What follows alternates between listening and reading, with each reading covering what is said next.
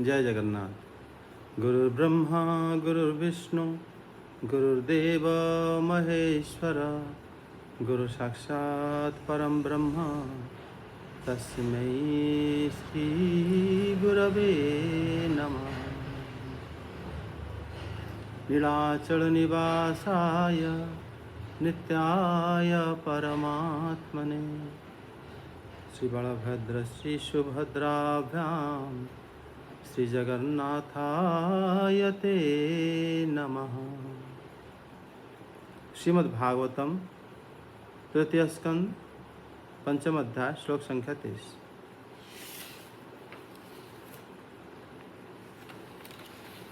सिद्ध उवाच। श्री मैत्रेय उवाच।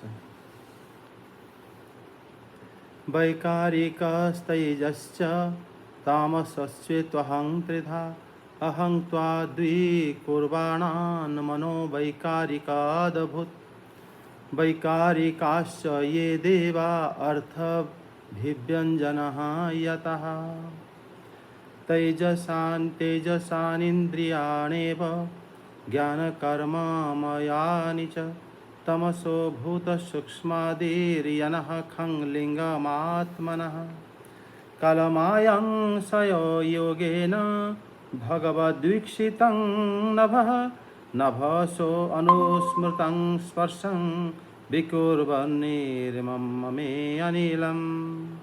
अनिलो अपि विकुर्वणो नभोसोरुबलान्वितः, ससर्जरूपं तन्मात्रं ज्योतिर्लोकस्य लोचनम्। अनिलेनान्वितः ज्योतिर्विकुर्वत्परावीक्षतम्, आघताम्भोरसमयं कालमायं सयोगतः। ज्योतिषम्भोनो संसृष्टा विकुर्वद् ब्रह्मवीक्षितं, महिङ्गन्धगुणमाघात् कालमायं सयोगतः। भूतानां नभ आदिनां यद्वद्भवव्यावप्यारावरं, तेषां परानुसंसर्गाद्यथा संख्यं गुणान्विदुः। अनुवाद 36 श्लोक तक पढ़ो। वह अहंकार वैकारिक, तेजस और तामस भेद से 3 प्रकार का है। अतः अहम तत्व में विकार होने पर वैकारिक अहंकार से मन और जिनसे विषयों का ज्ञान होता है वे इंद्रियों के अधिष्ठाता देवता हुए। तेजस अहंकार से ज्ञानेंद्रियां और कर्मेंद्रियां हुई तथा तामस अहंकार से सूक्ष्म भूतों का कारण शब्द तन्मात्र हुआ और उससे दृष्टांत रूप से आत्मा का बोध कराने वाला आकाश उत्पन्न हुआ। भगवान की दृष्टि जब आकाश पर पड़ी तब उससे फिर काल, माया और चिदाभास के योग से स्पर्श तन्मात्र हुआ और उसके विकृत होने पर उससे वायु की उत्पत्ति हुई। अत्यंत बलवान वायु ने आकाश के सहित विकृत होकर रूप तन्मात्रा की रचना की और उससे संसार का प्रकाशक तेज उत्पन्न हुआ। फिर परमात्मा की दृष्टि पड़ने पर वायु युक्त तेज ने काल, माया और चिदांश के योग से विकृत होकर रस तन्मात्र के कार्य जल को उत्पन्न किया। तदंतर तेज से युक्त जल ने ब्रह्म का दृष्टिपात होने पर काल, माया और चिदंश के योग से गंध गुणमयी पृथ्वी को उत्पन्न किया। विदुर जी, इन आकाश आदि भूतों में से जो भूत पीछे पीछे उत्पन्न हुए उनमें क्रमशः अपने पूर्व भूतों के गुण भी अनुगत समझने चाहिए। ये सृष्टि कैसे शुरू हुआ इस बारे में श्री मैत्रेय जी श्री विदुर जी के प्रश्न के उत्तर देते समय बता रहे हैं। अहं त्रिधा वैकारिकः तेजसः च तामसः च। अहंकार, कल जो हम चर्चा कर रहे थे उसमें महत् तत्व से अहंकार को जन्म दिया। एक से दूसरा, ऐसा क्यों नहीं होता कि एक जन्म हो उससे सब लोग आ गए, ऐसा नहीं होता। एक से दूसरा, दूसरे से फिर तीसरा, फिर ऐसे होते हुए स्तर बाय स्तर आता है। इसका मतलब ये जो भौतिक जगत, ये जो सृष्टि, ये कोई इस प्रकार नहीं है। ये जितने भी सारे सृष्टि हो रहा है, ये जीव के लिए एक एक आवरण भी है। जीव को मुक्त होने के लिए इस सारे आवरण को जीव को लांघना पड़ेगा। ये जो आवरण श्री भगवान ने बनाए हैं, इसका सबका उद्देश्य भी अलग है। पहले उन्होंने बताया कि अहंकार 3 प्रकार के हुआ। जो वैकारिक अहंकार है, उससे मन, तेजस अहंकार से इंद्रियां, और तामस अहंकार से हमारे जो सारे तत्व उत्पन्न हुए, पृथ्वी जल आकाश आदि। इस प्रकार ये जो तीनों अहंकार, जो 3 प्रकार हो गया, उसी से मतलब ये सारे सृष्टि होने लगे। मतलब एक हो के भी भिन्न हो गए। भगवान एक रस में पहले सब विद्यमान थे, जब क्या पिछले क्लास में हम लोग चर्चा कर रहे थे। लेकिन जब सृष्टि हुआ, सब अलग अलग हो गए। पहले एक जगह जब ये सब लोग लीन हो गए थे, एक हो गए थे, लेकिन जब सृष्टि हुआ सब भिन्न हो गए। ये भिन्नता उनकी इच्छा है, या भिन्नता ही प्रपंचकता ही है, जहाँ पर अलग अलग प्रकार की भोग, अलग अलग प्रकार की इच्छाएं, अलग अलग प्रकार की हमारे जितना भी लालसाएं हैं, वो सब को ही ये प्रकाश करता है।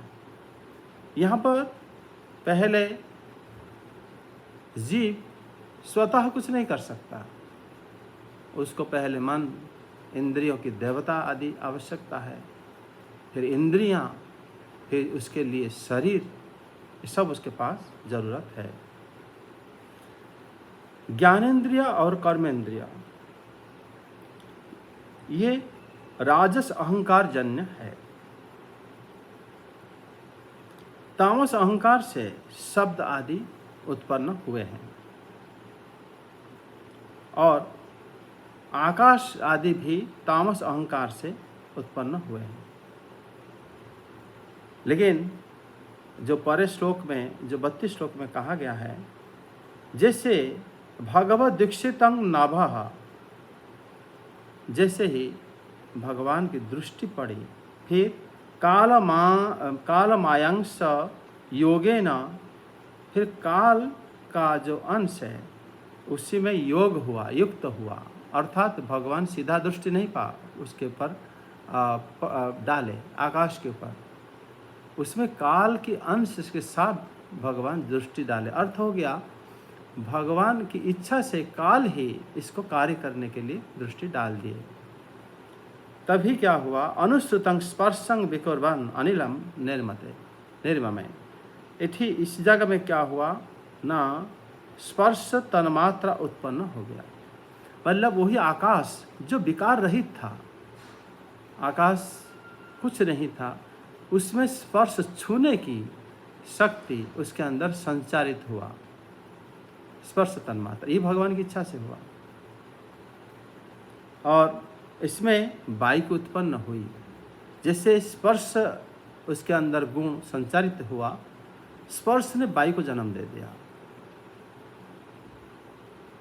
पहले आकाश से पहले शब्द उच्चारण हुआ, शब्द सृष्टि हुआ था, शब्द ने आकाश को जन्म दे दिया, एवं आकाश से मैंने भगवान की इच्छा से जब काल शक्ति उसमें उसको विभाजन करे, बा उसके अंदर प्रेरणा डाले, चिदाभास योग करे,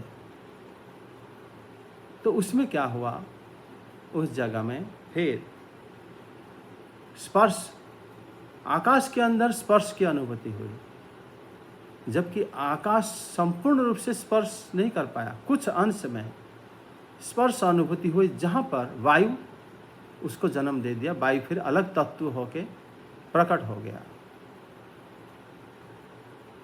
इस प्रकार जब वायु आकाश के साथ विकृत हुआ,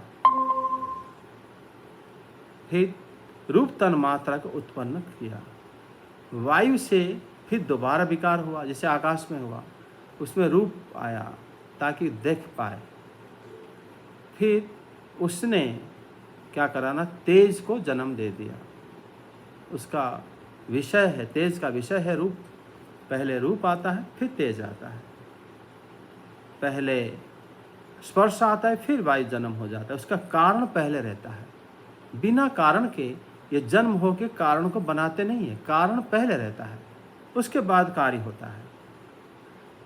छूने की चाह, छूने की जो प्रवृत्ति जब पहले प्रकट हुआ, उसको सहायता करने के लिए वायु प्रकट हो गया। देखने की प्रवृत्ति जब वायु के अंदर आ गया, तो उसको सहायता करने के लिए प्रकाश या तेज उत्पन्न हो गया। उसके बाद ब्रह्म विदीक्षितम ज्योतिषा अनुसृष्टम अम्भः, जब हाँ अब फिर भी कहा जा रहा है श्लोक 34 में, परवीक्षितम अनिलो नान्युतं ज्योति ही। परमात्मा की दृष्टि जब वायु युक्त तेज से पड़ा, तो उसी से रस तन मात्रा के उत्पन्न हुआ। वही रस जल को जन्म दिया। जल पे जब ब्रह्म की दृष्टि पड़ा, तो फिर वहां पर गंध तन मात्रा उत्पन्न हुआ, जो कि पृथ्वी को जन्म दिया। तो इस प्रकार आकाश आदि भूत पूर्व भूतों के गुण को उत्तर उत्तर धारण करने लगे। मतलब हो गया, आकाश से अगर वायु की उत्पन्न हुई, तो वायु के अंदर आकाश के गुण रहना स्वाभाविक है। जो जिससे जन्म होता है, उसका गुण उसको छूट नहीं सकता। नहीं बताओ कि उसको क्या प्रमाण है कि वहाँ से वो आया है। अगर आकाश के अंदर शब्द के गुण है, तो वायु के अंदर भी शब्द के गुण है, क्योंकि वो उसी से उत्पन्न हुआ है।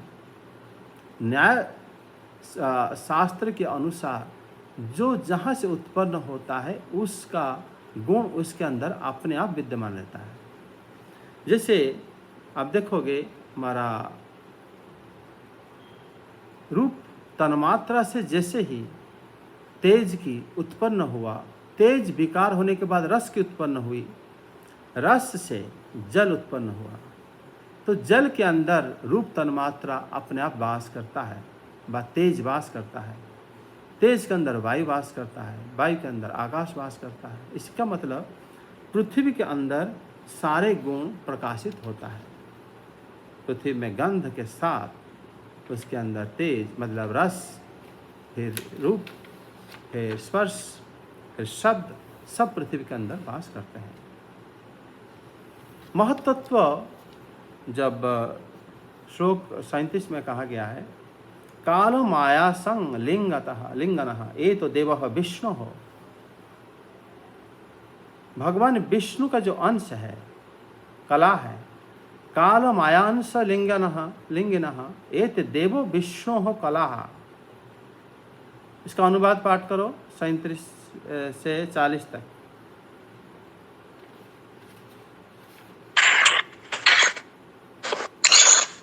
ये महतत्व आदि के अभिमानी विकार, विक्षेप और चेतनांश विशिष्ट देवगण श्री भगवान के ही अंश हैं, किंतु पृथक पृथक रहने के कारण जब वे विश्व रचना रूप अपने कार्य में सफल नहीं हुए, तब हाथ जोड़कर भगवान से कहने लगे। देवताओं ने कहा, देव, हम आपके चरण कमलों की वंदना करते हैं। ये अपनी शरण में आए हुए जीवों का ताप दूर करने के लिए छत्र के समान हैं, तथा इनका आश्रय लेने से यतिजन अनंत संसार दुख को सुगमता से ही दूर फेंक देते हैं। जगत कर्ता जगदीश्वर इस संसार में ताप त्रय से व्याकुल रहने के कारण जीवों को जरा भी शांति नहीं मिलती। इसलिए भगवान, हम आपके चरणों की ज्ञानमयी छाया का आश्रय लेते हैं।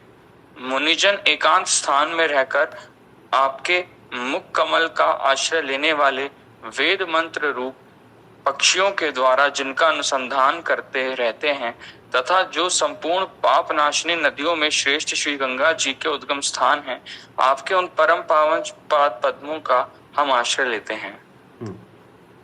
यहाँ पर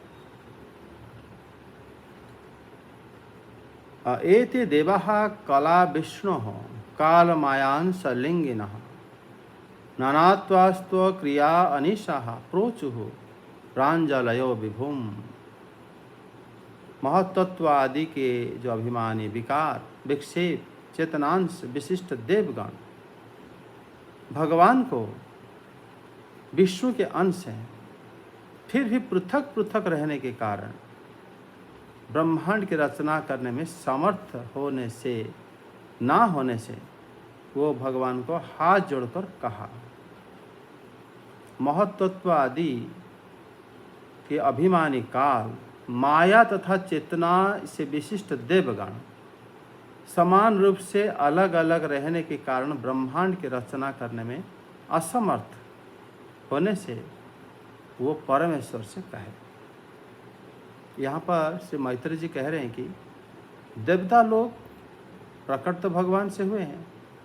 कैसे हुए हैं ना, वो महत्त्व जब भगवान काल की प्रेरणा से मतलब काल जैसे भगवान से प्रेरित होकर जब महत्त्व को आंदोलित करा, महत्त्व से ही अहंकार की जन्म हुआ, अहंकार से सारे तत्व जन्म हुए, अहंकार से हमारे इंद्रियां, इंद्र रूपी देवता आदि सब लोग जन्म हुए। तो यहाँ पर मूल बात को भूलना नहीं चाहिए। श्री भगवान से ये जन्म तो हुए हैं, लेकिन भगवान के सच्चिदानंद स्वरूप से जन्म नहीं हुए हैं। सच्चिदानंद स्वरूप से जन्म हुए होते तब श्री भगवान इनको सृष्टि करते समय काल की प्रेरणा, भगवान काल को प्रेरणा नहीं देते। श्री भगवान जब ये सृष्टि करते हैं इसमें परोक्ष भाव ही दिखाते हैं, प्रत्यक्ष भाव यहाँ पर है ही नहीं। प्रत्यक्ष भाव अगर होता तो भगवान के अंश होकर वो लोग असमर्थ हो गए, और भगवान के अंश होकर असमर्थ हो गए फिर भगवान को फिर प्रार्थना करने लगे। अर्थात वो ये कह रहे हैं कि वो पृथक पृथक रहने की वजह से नानात्वात् क्रियानिशः ते मांजलयः विभुम प्रोचुः, अंजलि बांधकर हाथ जोड़कर वो भगवान विभु को क्या करें ना, प्रार्थना करें। लेकिन प्रश्न तो ये उठता है कि विष्णु हो कला नानात्वात् क्रियानिश, वो पहले तो विष्णु की कला है, वो लोग किस प्रकार कला है। यहाँ पर ये प्रश्न उठ जाता है कि भगवान के अंश होते हुए भी कैसे अंश है वो। कभी कभी भगवान के अंश भी भगवान से सच्चिदानंद स्वरूप के अंश ना होकर वो अलग अंश होते हैं। मतलब भगवान के अंश में भी भिन्नता देखा जाता है, क्योंकि चतुश्लोकी भागवत के अनुसार अहम एव समयवाग्रे, सबसे पहले मैं ही था। अगर सबसे पहले मैं था तो जो कुछ भी आया उसमें भिन्नता देखने को मिलता है। उससे तो कोई संदेह नहीं कि वो भगवान से आया है। सब जानते हैं कि अगर अहम एव समयवाग्रे नान्यत् सद असत् परम, मैं ही पहले था, पहले कुछ नहीं था, तो इसका अर्थ तो स्पष्ट हो जाता है कि आपके बाद जो कुछ हम देख रहे हैं वो सब तो आप ही से आया है। क्लियर है। लेकिन उसमें अनक्लियर ये है, कुछ चीज़ें ऐसे हैं जो जड़ हैं लेकिन आप चिन्मय हो, ये हम कैसे समझें। कुछ लोग, कुछ व्यक्ति ऐसे हैं जो है तो भगवान के अंश, फिर भी भगवान को जानते नहीं हैं, जान नहीं पाते हैं। ये कैसे समझा जाए। इसीलिए यहाँ पर ये सृष्टि प्रकरण से मैत्रेय जी बता रहे हैं। देवता लोग पृथक पृथक रहने के कारण ब्रह्मांड की रचना करने में असमर्थ। पृथक हो गया, जितना श्री भगवान की इच्छा हुई, जो प्रकार के गुण उन्होंने उस जगह में प्रदान करे, उतना ही उनको पता चला या उतना ही उसके अधिकारी होकर रहे। मतलब वो भगवान के अंश होते हुए भी सीमित हैं। इसीलिए वो लोग ब्रह्मांड रचना नहीं कर पाए, जबकि उन्हीं की सहायता से होगा। लेकिन उनको ये नहीं पता कि कैसे होगा, कितने पृथ्वी के साथ जल कैसे मिलेगा, क्या जैसे ग्लास में मिट्टी में ग्लास के जल में मिट्टी ला के घोल दो चम्मच में, उस तरह मिल जाएगा पृथ्वी और जल। अग्नि को जल में मिला लेंगे, अग्नि बुझ जाएगा। हवा पानी के अंदर घुस नहीं सकता, बुदबुदे आएंगे। तो करें क्या, सृष्टि कैसे करें? मतलब उनके पृथक ज्ञान उनके पास था। वो जल हैं, वो आकाश हैं, वो वायु हैं, वो तेज हैं, वो पृथ्वी है, लेकिन वो ये नहीं जान पाए थे, जान भी नहीं पाए, असमर्थ हो गए कि हम इकट्ठा कैसे होंगे। अब इतने सब भिन्न भिन्न गुण के साथ भगवान हम प्रकट करे हैं, फिर ये एक ही जगह में रहकर एक वस्तु कैसे निर्माण करेगा? शरीर भी ब्रह्मांड का एक क्षुद्र नमूना है, एग्जाम्पल है। जैसे ब्रह्मांड है वैसे शरीर है। जैसे ब्रह्मांड में 5 तत्व आदि रहते हैं, शरीर के अंदर रहते हैं। जैसे सृष्टि में सब 10 इंद्रिय बनाए थे भगवान ने, वो शरीर के अंदर वास करते हैं। जो देवता वो भी शरीर में रहते हैं, वो सहायता करते हैं।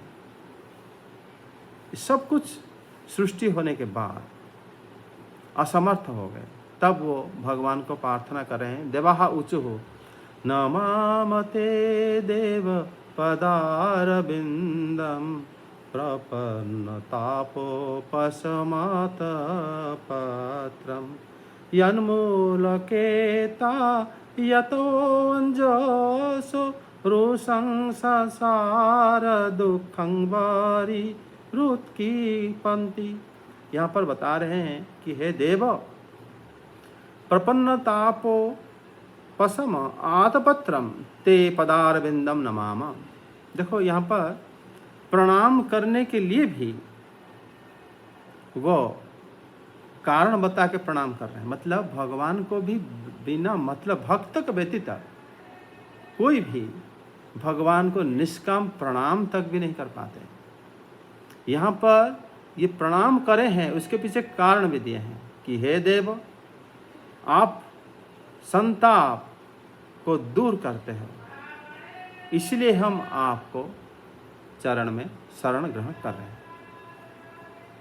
क्योंकि आप जो अगर हमारा जो कष्ट है तो आप दूर करते हो, ये उसका कारण है कि इसलिए हम आपको प्रणाम कर रहे हैं।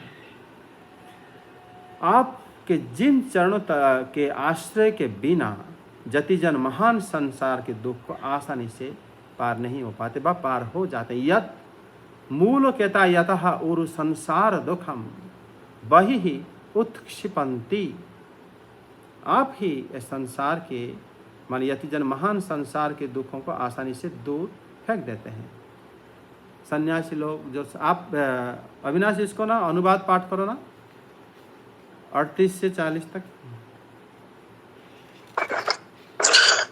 देव, हम आपके चरण कमलों की वंदना करते हैं। ये अपनी शरण में आए हुए जीवों का ताप दूर करने के लिए छत्र के समान हैं तथा इनका आश्रय लेने से यतिजन अनंत संसार दुख को सुगमता से ही दूर फेंक देते हैं। जगत कर्ता जगदीश्वर, इस संसार में तापत्रय से व्याकुल रहने के कारण जीवों को जरा भी शांति नहीं मिलती। इसलिए भगवान, हम आपके चरणों की ज्ञानमयी छाया का आश्रय लेते हैं। मुनिजन एकांत स्थान में रहकर आपके मुख कमल का आश्रय लेने वाले वेद मंत्र रूप पक्षियों के द्वारा जिनका अनुसंधान करते रहते हैं तथा जो संपूर्ण पाप नाशिनी नदियों में श्रेष्ठ श्री गंगा जी के उद्गम स्थान है, आपके उन परम पावन पाद पद्मों का हम आश्रय लेते हैं। हाँ, मतलब यहाँ पर इसमें थोड़ा अनुवाद ना ठीक अलग टाइप का लिखा गया है ना। हाँ, इसमें जो है ये अर्थ स्पष्ट है कि वो पहले कह रहे हैं कि हम मतलब आप क्या करते हो ना, यतिजन मतलब सन्यासी लोग जब आपके शरण व आपके आश्रय लेते हैं तो संसार रूपी दुख को आसानी से दूर फेंक देते हैं। देखो, भक्त लोग भी जो भक्ति करने से पहले तापोत्रय उन्मूलनम 3 प्रकार की ताप से सताए गए भक्त पहले व्यक्ति भगवान के शरण में आता है। लेकिन जैसे ही भक्ति का तीव्रता उसके अंदर चलता है, फिर वो दुख वगैरह वो सोचता नहीं है। वो तो भगवान के सिर्फ निष्काम बा कह सकते हो राग अनुगा भक्ति में आगे बढ़ता है। उसके संसार के कोई भी दुख उसको दुखी नहीं कर सकते, जैसे श्री प्रहलाद महाराज हो गए थे। किसी भी प्रकार के दुख के लिए भगवान को प्रार्थना नहीं करते थे कभी भी। वो तो भगवान के नाम प्रचार के लिए, भगवान के नाम के रस, भगवान को भक्ति करना चाहिए, ये सब शिक्षा सबको देते फिरते थे। तो यहाँ पर देवता लोग जो प्रार्थना कर रहे हैं कि जगत की कर्ता परमेश्वरी संसार के तापत्रय, हे ईश यत यस्मिन भवे तापत्रयेण उपहतः, आप 3 प्रकार की ताप आप नष्ट करते हो। अतएव हे भगवान, आप हमें छत्र ज्ञान रूपी छाया को आश्रय, हम आपके ज्ञान रूपी छाया के आश्रय ग्रहण करते हैं। अतः हे भगवान, सविद्याम तवांघ्रि छायांग आश्रयन, हम आपकी ज्ञान रूपी छाया के आश्रय, मतलब ज्ञान हो गया, हमें पता नहीं चल रहा है। ज्ञान का तो मतलब वही है, जानना होता है ज्ञान। हम जान नहीं पा रहे हैं, हम वो जानने के आश्रय ले रहे हैं कि हम करें क्या। आप तो सब करने के लिए बैठे हो, लेकिन हम पता भी तो होना चाहिए हम करें क्या। आप तो सब प्रकार की सहायता करते हो, हमें अलग अलग बना दिए, लेकिन हमें ये नहीं पता कि हम किस प्रकार क्या करें। हम आपकी जो ज्ञान रूपी, आपको जानने के लिए आप ही का ही हमें आशीर्वाद चाहिए कि हम जान के फिर आपको क्या करें। हमें ये भी नहीं पता कि हम करें क्या। इस प्रकार देवता लोग अपनी असमर्थता को मतलब वहाँ पर प्रकाश करे हैं।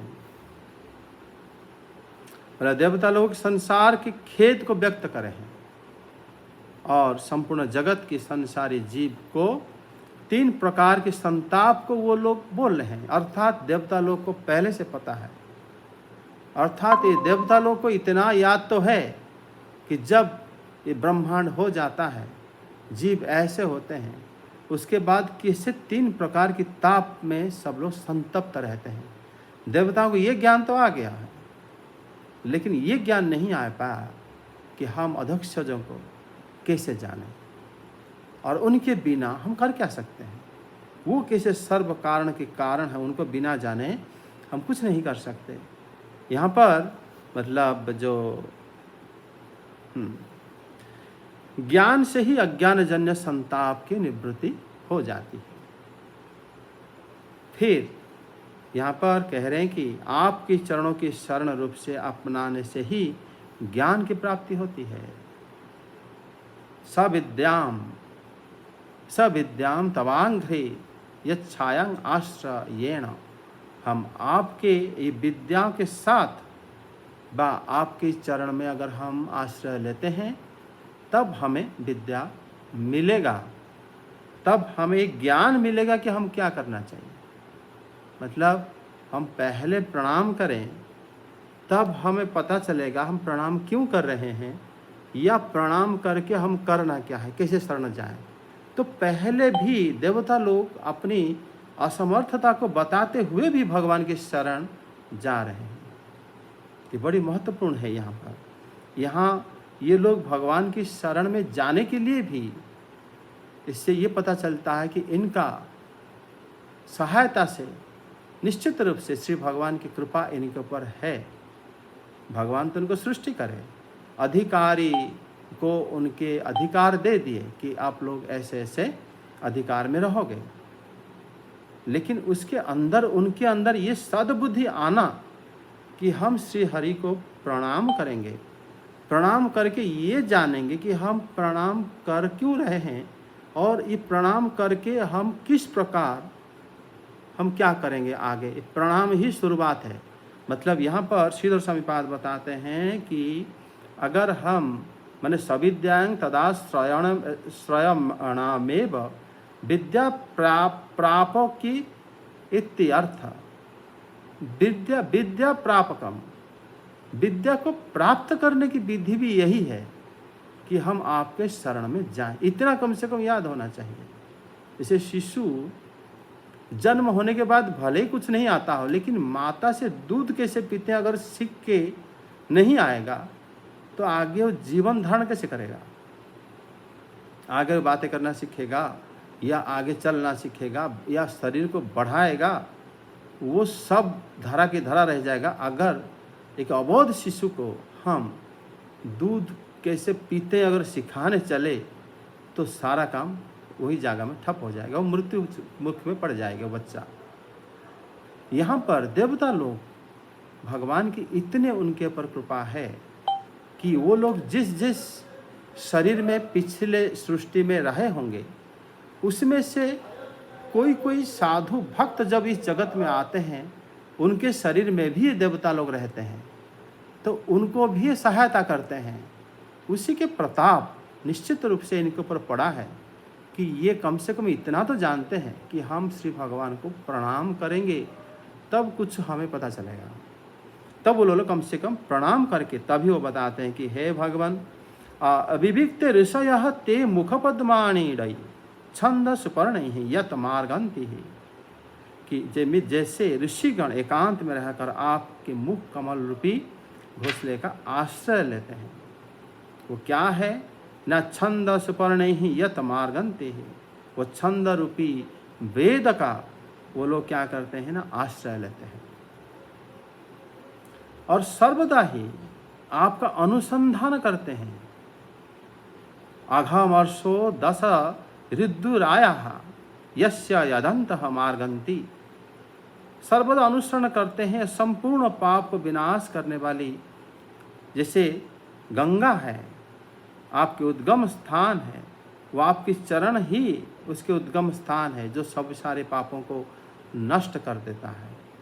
तो देखो इसी समय में देवी गंगा प्रकट भी नहीं हुई थी, क्योंकि भगवान वामन अवतार में प्रकट करेंगे, उसके बाद वो वैवस्वत मन्वंतर में नीचे आएंगी।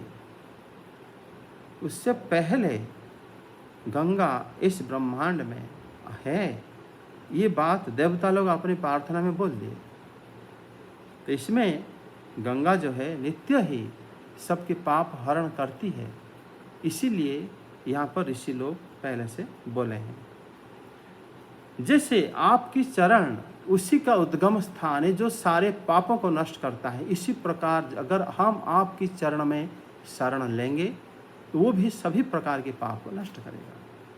ये तर्क के साथ वो भगवान को प्रार्थना करे। देखो इतना ज्ञान भी आना, ये भगवान के प्रणाम की प्रताप है कि वो उसके कारण मध्य बता रहे हैं कि जैसे सारे ऋषि वेद मंत्र रूपी पक्षी के द्वारा आपको अन्वेषण करते हैं, जैसे पक्षी अपनी घोंसला से निकलकर इधर उधर भ्रमण करता है, और जैसे सारे नदियों की श्रेष्ठ श्री गंगा आपकी चरण कमल से निकलती है और सारे पाप को भी नाश करती है, उसी प्रकार अगर हम जो भी ऋषि आपके चरण कमल में आश्रय ग्रहण करते हैं, वो भी उसी प्रकार ही सारे पापों से मुक्त हो जाते हैं। अनुवाद आगे पाठ कर लो।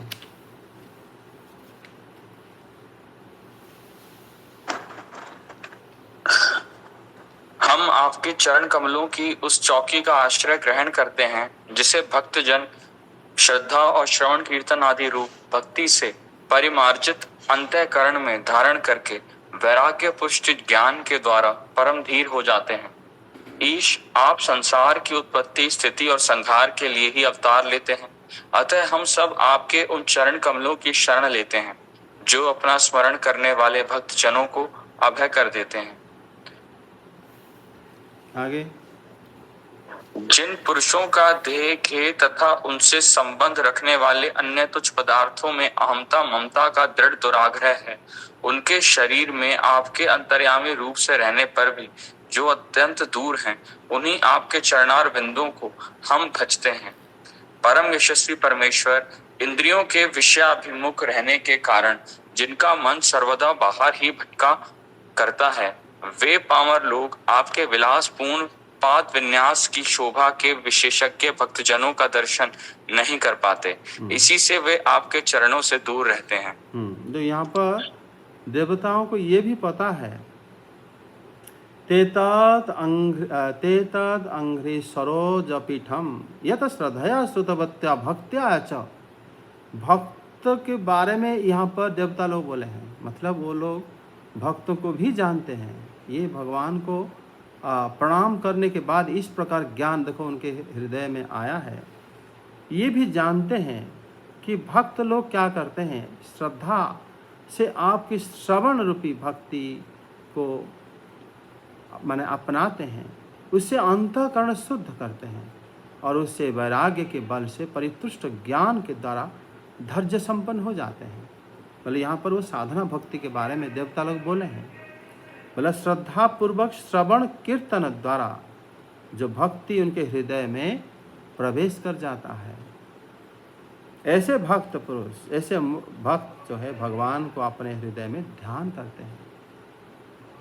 तो देवता लोग ये बात जानते हैं। क्यों जानते हैं? क्योंकि ये सारे देवता वहीं पर बैठे हैं कि भक्त ऐसे करते हैं। मन रूपी देवता चंद्रमा है वहाँ पर, बुद्धि रूपी देवता ब्रह्मा जी हैं, अहंकार के अभिमानी रूपी देवता इंद्र है, और वहाँ पर इंद्र हमारे जो हस्त में वास करते हैं। बाकी बाक इंद्र में वायु देवता वास करते हैं, अग्नि में वास करते हैं। वायु हमारी बाक इंद्र में अग्नि देवता वास करते हैं, जीवा में वरुण देवता वास करते हैं, अश्विनी कुमार नासिका देव में वास कर, ये सब देवता वहीं पर हैं और वही लोग ही प्रार्थना कर रहे हैं कि भक्त ऐसा करते हैं। भक्त आपको हृदय में ध्यान, यही तक तो देवताओं को पता है कि भक्त ये सब कर रहा है, लेकिन जीव गोस्वामी पाद बताते हैं देवताओं को ये नहीं पता कि भक्त अनुभव क्या करता है। लेकिन देवता ये तो जरूर जानते हैं भक्त के शरीर में भी उनका वास होता है प्रपंच में, लेकिन वो ये नहीं जान पाते कि भक्त को क्या समझ में आया, क्या आनंदित हुआ, वो दिव्य आनंद ब्रह्मानंद क्या है। ये देवता भगवान की कृपा से उनको फिर सत्संग के माध्यम से उनको प्राप्त होता है। लेकिन भक्त के शरीर का हर एक भक्त अलग अलग, अनेक भक्त आते हैं जगत में भगवान की कृपा से, भगवान की आज्ञा से, तो उसको ये लोग यहाँ पर वर्णन करें हैं। फिर कह रहे हैं कि हे ईश विश्वस्य जन्म स्थिति संयमार्थे कृत अवतारस्य ते पदाम्बुजम वयम शरणं व्रजेमा, कि आप ये जगत की सृष्टि स्थिति प्रलय के लिए अवतार लेते हैं। आप स्वयं ब्रह्मा के रूप में सृष्टि करते हैं, आप स्वयं श्री रुद्र के रूप में संहार करते हैं, श्री विष्णु के रूप में पालन करते हैं, फिर सबको वेद शिक्षा देने के लिए अनेक अवतार लेते हैं। ये हम आपकी शरण में जाते हैं और आप क्या करते हो, यत स्मृतम स्वम पुंसाम अभयं प्रयच्छति, आप अपनी माने स्वम पुंसाम, आप अपनी भक्तों को आप क्या करते हैं ना, अभय प्रदान करते हैं। इसीलिए हम आपके शरण में आते हैं, आप हमें भी अभय प्रदान, क्योंकि वो कंपेयर करके आ रहे हैं सिद्धवता कि आप ऐसे करे थे, आप ऐसे करोगे।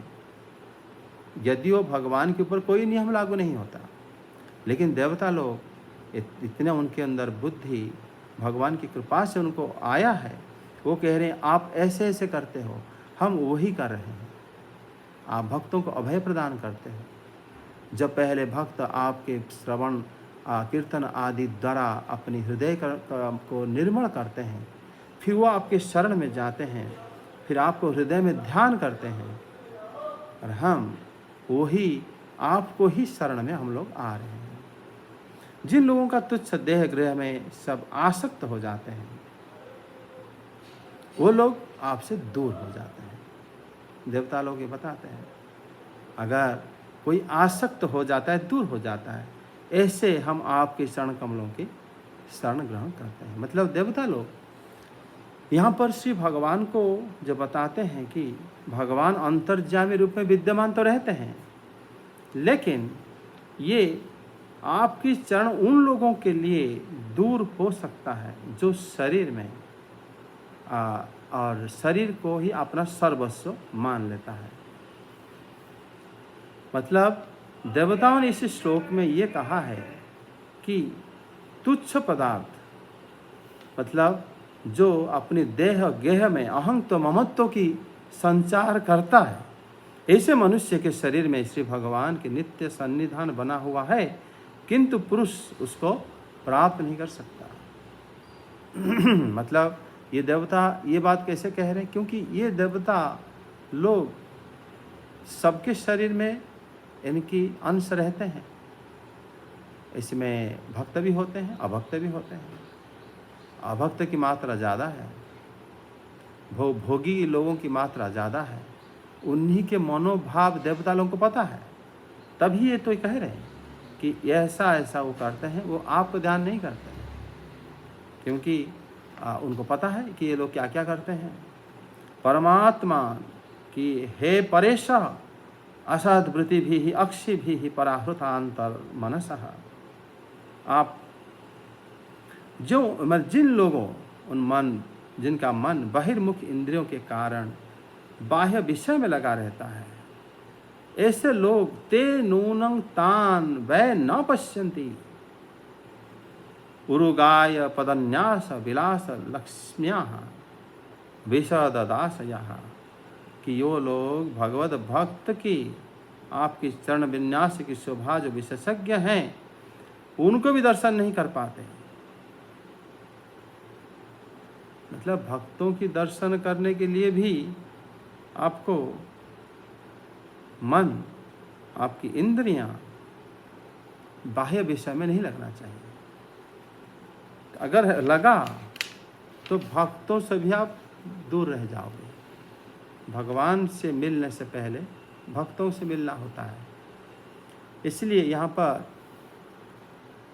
बहिर्मुख इंद्रियों के जो अधीन है, जिसका मन सर्वदा ही बाह्य विषय में लगा रहता है, सर्वदा रात दिन वही चिंता है जिसका, वो भक्तों की दर्शन नहीं कर पाता।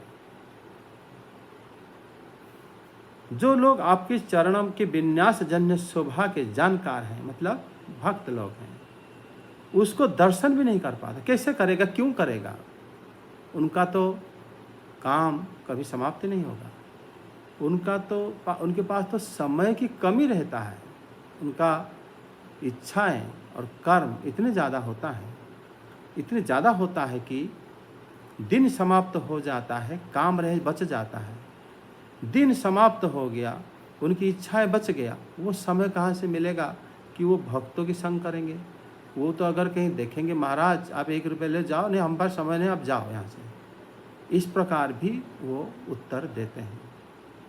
इसलिए यहाँ पर जो देवता लोग बता रहे हैं कि अगर कोई अपनी बाह्य इंद्रियां विषय वस्तु से सर्वदा चित्त लगा के रखता है, वो श्री हरि के चरण तो दूर, उनके चरण की शोभा, उनके भक्तों की दर्शन भी वो नहीं कर पाएगा।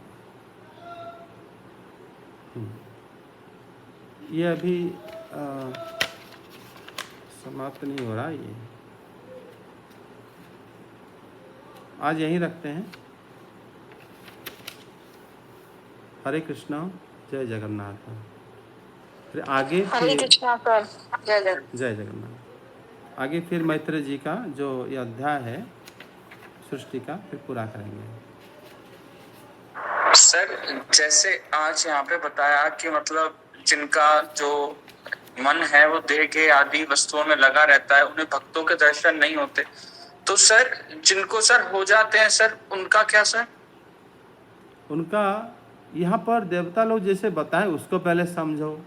देवता लोग बताते हैं कि जो इस शरीर में मतलब क्या करते हैं, उनका मन बहिर्मुख इंद्रियों के कारण बाह्य विषय में लगा रहता है, फिर वो दर्शन नहीं कर पाते हैं, वो आपसे दूर हो जाते हैं।